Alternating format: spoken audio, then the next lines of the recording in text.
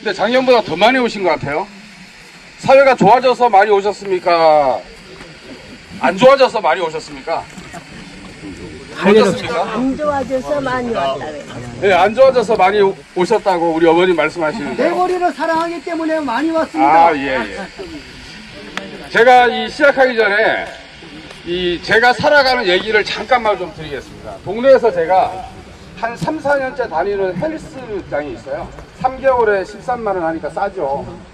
배가 너무 많이 나와서 올해 5월 달에 갔는데 늘 이제 같이 운동하시던 한 70대 좀 넘으신 할아버지가 계세요. 뉴스를 보다가 어떤 분이 5.18 전야제 때 비가 많이 왔나 봐요. 네. 저는 이제 광주에 가지 못했습니다만 어떤 분이 이런 얘기를 해요. 이 런닝머신을 뛰다가 아이고 광주는 비가 많이 왔네.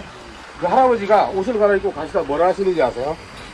정권도 바뀌었는데 이런 진실도 아직도 얘기 못하고 있으니 하늘이 안 노하겠어? 그러면서 나가시는 거예요.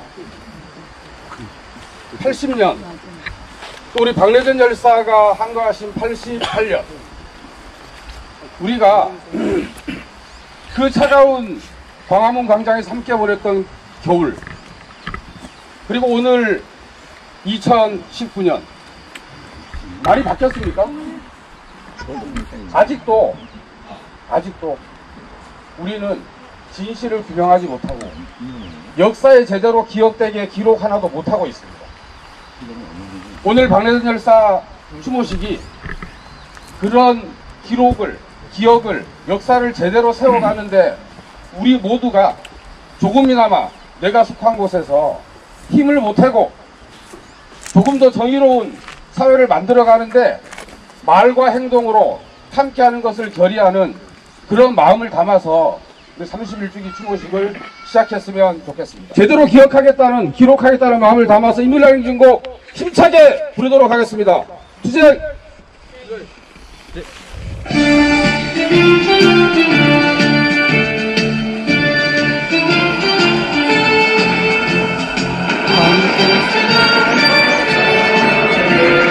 뜨거운 냄새 온 감동에 이름도 남김없이 생각을 자던 뜨거운 냄새 우리는 관계 없고 깃발만 나올게요. 노래 맞춤 있죠? 새날이 올 때까지 흔들리지 말자 세월은 흘러가도 상처는 안 가 깨어나서 외치는 뜨거운 함성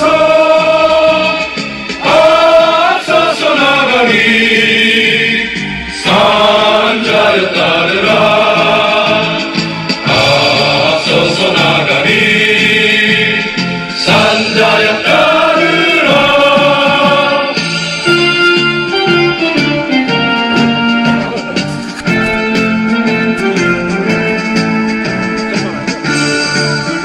저는 체감을 할 수조차 없을 것 같습니다. 사실 제의 삶이 선배님의 삶에 비춰보았을 때 그렇게 엄청 무거운 환경도 아니고 그래서 그 선배님의 1분 1초를 저는 다 헤아릴 수는 없지만 간접적으로나마 헤아리려고 정말 많이 노력을 하고 있습니다. 저는 선배님의 삶이 지나갔던 삶을 저희가 기억하는 것도 중요하지만 앞으로가 더 중요하다고 생각을 합니다. 그 선배님의 삶이 우리에게 던져진 메시지를 우리가 어떻게 받아내고 살아내느냐에 따라서 선배님의 삶이 더 가치 있게 변할 수 있다고 생각을 합니다. 선배님은 어쨌든 민족을 위해서, 나라를 위해서 본인의 이제 생을 다 바쳤다고 생각을 해요. 또 저희도 나 혼자 잘 사는 것이 아니라 나 하나 건사하기 위한 삶이 아니라 우리 서로가 인간답기 위한 삶을 살았으면 좋겠습니다. 선배님이 저희에게 던져주는 메시지는 그것이 가장 중요하다고 생각해요.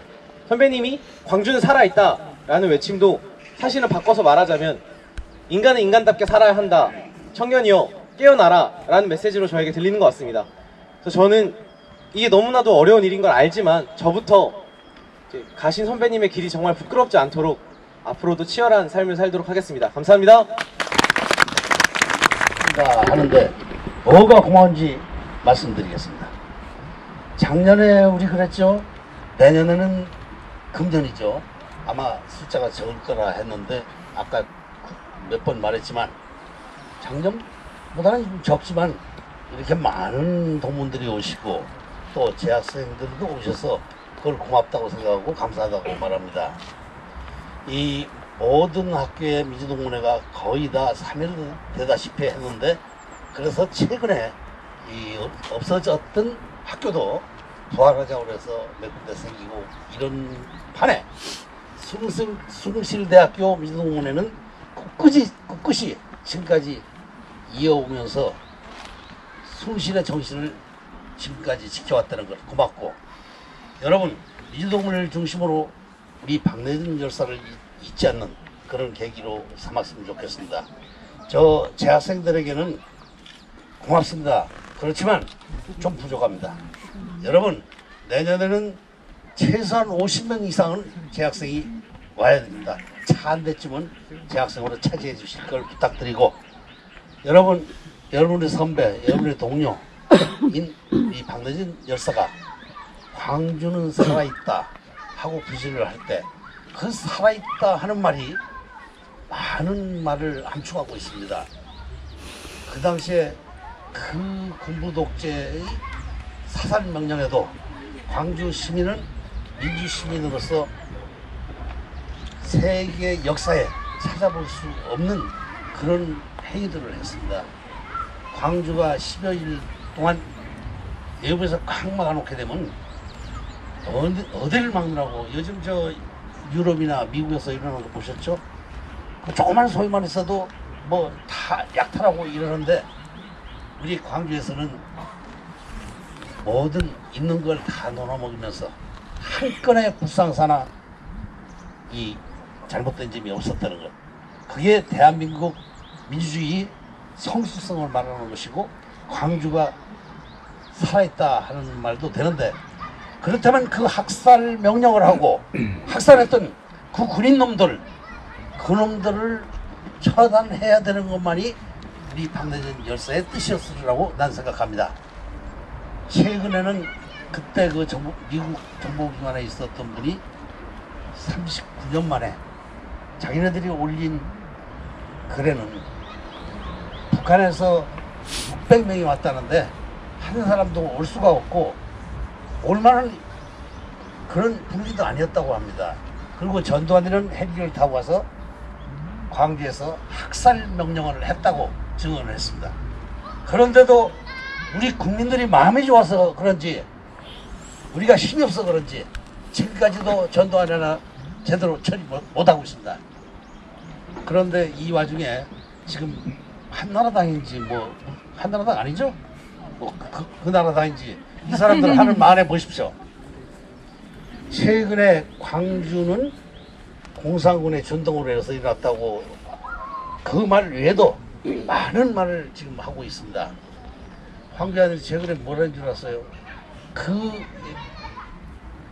당의 어떤 사람이 지금 문재인이는 김정은이 말도 못하고 그보다도 정치 잘못한다고 하는 찬양 고문을 했습니다. 만일의 경우에 그 말을 여기 있는 내가 했다고 칩니다. 여러분이 했다고 칩니다. 국가보안법상 찬양 고문죄로 당장 잡혀 들어갑니다. 그런데 왜 그 사람들은 안 잡혀 들어갈까요? 황교안이는 공안검사였습니다. 그 사람 입이 10개 있어도 할 말이 있겠습니까? 그런데 이전에 이런 판례를 한 적이 있어요. 판사가 찬양고문죄라는 것은 사람에 따라 다르다. 빨간 사상을 가지고 있는 사람이 그 말을 했을 때는 죄를 줘야 되고 그렇지 않은 그런 의도가 없는 자기네들 생각하는 저 무슨 당? 한나라당? 그놈들이 말하는 거는 죄가 안 된다는 그런 이중의 사태가 있습니다. 여러분 지금 저 태극기 부대인지 성조기 부대인지 잘 모르겠어요. 우리나라 대한민국에서 성조기를 들고 외치고 떠드는 사람들은 미국의 식민지가 되자는 겁니까? 지금 현재도 식민지이기는 하지만 그럼 51번째 주로 편입이라도 시키자는 겁니까? 이런 썩어빠진 정신을 가진 이 사람들이 지금 대한민국 서울 한복판에서 활개치고 있습니다. 여러분 이거 우리 눈 뜨고 못 보겠습니다. 그래서 최근에 우리 다시 2016년에 있었던 촛불을 다시 한번 들어야 되겠다. 그 촛불은 이 정부 잘못도 굳이 써야 되겠지만 제가 만행 부르는 저 사람들 싹 쓸어내는 그런 촛불이 될 것입니다. 우리 정신 바짝 차리고 우리 박내전 열사 31주기에서 다짐합시다. 내년 저기 올 때까지는 그놈들 꼭 준동 못하게 우리 그럴 자신이 있죠? 내년에 봅시다. 내년 와가지고는 우리 그놈들 다 쫓아냈다고 합시다. 여러분 고마워요. 그거 갖고 뭐 따지고 싸우고 그럴 때는 안 됐죠. 그때는 치열하게 먹으려고 했지만 하지만 그런 건 아니었다라는 거를 좀 역사 왜곡은 하지 말자라는 뜻에서 말씀드립니다. 아까 소개하는데 꼭 해야 될 분이 이제 빠지셨고 저 광주에서 올라오신 분이에요. 김철수 추모사 앞에 한현호 반갑습니다. 동지라고 해서 소개한데 박종철 기념사 앞에 그 김찬혜 이사하고 이현주 사무장님 또 이제 추모사 앞에 친구들이에요. 빠진 듯해서 그 이번에 이제 광주에 가니까 5.18 39주기를 맞아갖고 5.18 기록관 5.18 민주화운동 기록관에서 전국의 5.18이라고 하는 전시회를 한 달 동안 했어요. 이게 많이 알려지진 않았는데 저로서는 굉장히 감격적인 그런 이게 지난번 2016년에 광주 MBC에서 김철원 기자가 취재를 해가지고 광주 이후에 광주를 알리기 위해서 분신하고 했던 열사들 10분을 소개를 하는 다큐멘터리를 만든 적이 있어요. 그러고 나서 별 반응이 광주 지역에 별 반응이 좀 없었어요. 좀 있는 것 같더니 그거는 없었는데 37주기 2017년에 5.18 기념식을 하면서 문재인 대통령이 그 스스로 광주가 된 이들도 함께 기억하자라고 하면서 그때 제 동생 박래선도 공식적인 석상에 처음 그렇게 호명이 됐다는 발언도 있습니다. 사실 광주가 오늘의 이렇게 기억되고 그럴 수 있는 거는 그 어묵한 상황에서도 광주를 알리기 위해서 자신의 모든 걸 걸었던 사람들이 있었기 때문이죠. 여기 계셨던 분들도 그렇고요. 그래서 80년대 초반에 대학을 다녔던 저나 동생에게는 광주는 심장이었습니다. 사실 광주를 빼놓고는 우리 당시 80년대를 설명도 할 수 없었고 당시에 그렇게 치열하게 살았던 사람들을 어떤 방법으로도 이해할 수가 없습니다. 그래서 광주는 진짜 심장 같은 그런 거였는데 그렇게 광주를 알리기 위해서 어묵한 속에서도 전두환 독재의 그런 어묵함 속에서도 함께했던 우리 동문들 또 많은 분들 또 그 앞에서 진짜 자기 몸까지 희생했던 그런 분들을 이제서 광주가 기억을 하고 한다는 게 39년이 걸렸거든요. 여기 한여리 어머니 매년 거기 가서 5.18 유가족들한테 좀 이렇게 갈등들이 있고 그러거든요. 좀 서운할 때도 많이 있고 그러는데 이제서 광주가 이제 알아주기 시작했다는 것을 참 너무 감동적이고요. 이번에 6월 24일부터 국회에서 다시 그 전시회를 한다고 하니까 함께 이제 같이 가서 보셨으면 좋겠습니다. 참 많은 분들이 당시 80년대, 90년대에 살았던 많은 사람들이 여기 광명이 문화 끄떡끄떡하는데 광명이도 그렇고 막 이런 사람들이 이제 광주를 알리기 위해서 또 광주의 그 정신을 실현시키기 위해서 계승하기 위해서 많이 노력을 했던 것 같습니다. 근데 이제 사실 제 동생이 이제 어쨌든 학살 원흉은 차단하지 안 됐고 전두환이 지금도 여전히 살아 있습니다. 그 세력들이 여전히 이제 기득권 세력으로 남아있죠. 적폐 세력인 거죠. 그 사람들이 바로. 우리나라에서는 좀 불행한 역사를 갖고 있는데 그런 국가범죄의 퇴적층 위에 우리가 살고 있는 거죠. 어떤 국가범죄도 제대로 진상규명 되지 않았고 책임자들 처벌하지 않은 거죠. 이런 국가범죄를 제대로 진상규명하고 처벌했다고 한다면 사실 세월호 천사 안 날 수도 있었는데 하는 그런 안타까움을 갖고 있습니다. 그래서 정말 좀 아까 아버님이 호기 있게 말씀하셨는데 정말 그런지 근데 70년 동안 또 아니면 그 일제시대 때부터 싸워왔던 그 기득권 세력 정말 강구한 거죠. 그들의 그런 토양, 그들이 이렇게 생태계를 우린 파괴를 하고 우리의 인간의 어떤 생태계로 만들어 가야 되는데 과연 내년에 그거를 해내고 할 수 있을지 모르겠습니다. 하지만 또 긴 세월을 보면 안 될 것 같은 것과 조금씩 되는 것 같아요. 그래서 또 앞으로 한 발 또 진전시켜 가면서 또 내년에 했으면 좋겠습니다. 저는 우리 여기 계신 분들한테 또 유가족 분들한테 정말 우리가 고맙다는 좀 박수 한번 쳐주시기 바랍니다. 유가족 분들이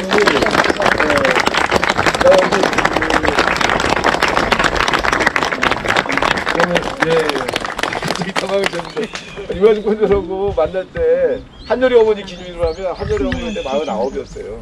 제가 28이었고요. 그때 만나고 지금 31년 같이 하고 있습니다. 근데 유가족은 그 존재 자체가 증거거든요. 살아있는 증거로서 이분들이 그 움직이면 다른 사람들한테 주는 영향이 분명히 있습니다. 그래서 이분들이 계속 움직이면서 얘기를 했고 활동을 했고 그러면서 우리 사회의 어떤 민주주의 진전시키고 오는데 그 앞에 계셨던 분들이다라 하는 거를 지금 많은 분들이 좀 고인이 되셨고 또 연세가 많이 드셨지만 이분들이 또 그렇게 하고 있다는 거죠. 그리고 또 지금 이제 세월호 가족들이 2014년 그때 이제 아이들 죽고 나서 만약에 침묵하고 개인으로 돌아가서 일상으로 돌아가서 그렇게 보상금 받고 끝나버렸다고 한다면 이 세상은 또 어땠을까.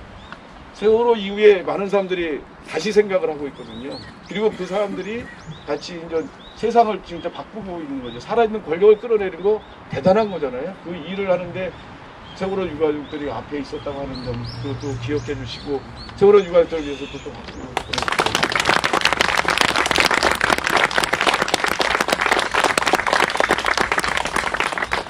사실은 이제 지배 세력들 입장에서 보면은 이 유가족들은 사라져줬으면 하는 그렇게 간절히 바라는 존재들이죠. 저 가족들이 입 다물고 가만히 있기를. 그리고 5.18 유가족들 그렇게 탄압을 한 거죠.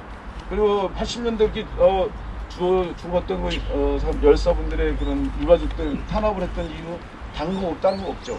이 사람들이 조용히 가만히 입 다물고 사라져 주기를 바랐는데 그러지 않으니까 계속 그런 거죠. 요즘에 세월호 유가족들이 계속 혐오 발언 또 그런 피해를 받는 것도 마찬가지인 거죠. 세월호 유가족들이 가만히 그냥 보상받고 끝나고 그렇게 됐으면 침묵했으면 하면 아무런 그런 공격을 안 받을 텐데 그 사람들이 이제 나서서 자유한국당까지 해체자라고 하면서 그 책임자들 처벌하자고 이 싸움들을 멈추지 않으니까 계속 공격해 들어가는 겁니다. 우리가 세월호 가족들 옆에 시민들 또 국민들이 더 많은 사람들이 함께하고 있다는 걸 보여줄 때 그런 혐오들 그칠 수 있을 것 같습니다. 그런 점들을 함께 나눴으면 좋겠습니다. 아이고 얘기 다 했다면 큰일 날 것 같아서 천천히 하겠습니다. 아까 참 우리 다만 말씀드리는 거는 저기 저 인권재단 사람 건물이 이제 성산동에 있어요. 거기에 작년에 30년 만에 이제 그 몇 가지 유품들 복원을 해서 거기 추모관을 만들어 놨거든요. 거기 한 번들 와서 좀 보시고요. 그리고 이제 저희 홈페이지 같은 것도 만들어 놨거든요. 사이버 추모관도 만들었으니까 그것도 한번 둘러보시면서 이렇게 했으면 좋겠습니다. 기억하는 거가 이게 기억한다라고 하는 게 굉장히 중요하다는 걸 저는 굉장히 느낍니다.